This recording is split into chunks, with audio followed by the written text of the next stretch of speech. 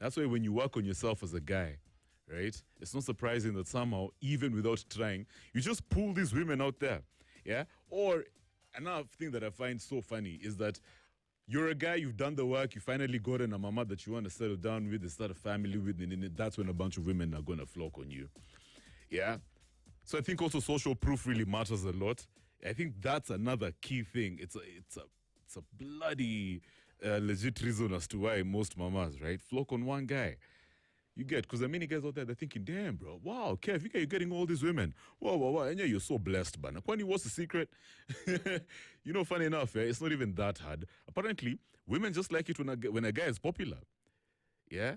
When they spot some guy out there engaging, and I pick up my story with, a bunch of, especially when this guy is always engaging with other women.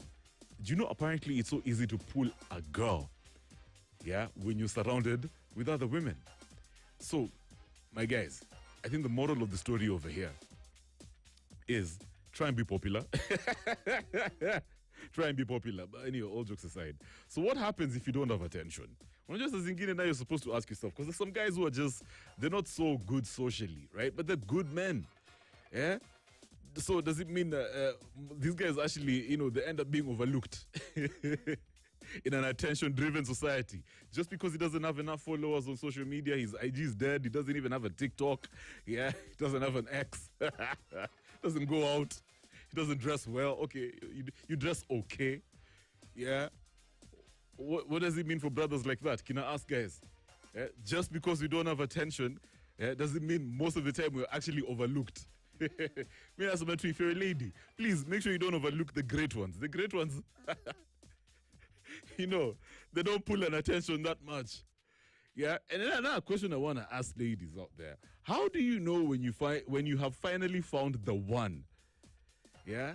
How do you know? How can you tell that? Okay, fine. He's not popular per se. Yeah. How do you ensure? How do you know that?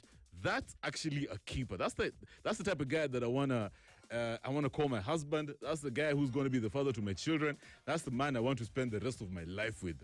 How do you separate that type of guy from some other random guy? Some option, right? There's some guy who's just, okay, you're good looking, big deal, right? You're tall, big deal, but you're not really great, yeah? You're not really like the type of guy any woman, yeah, would want to go long term with. How do you identify? How do you know the difference between these two? Ladies, talk to me on that hashtag After Hours on Spice. All right, so what we're going to do, we're going to play some new soul this hour as usual. I'm very, very excited about that.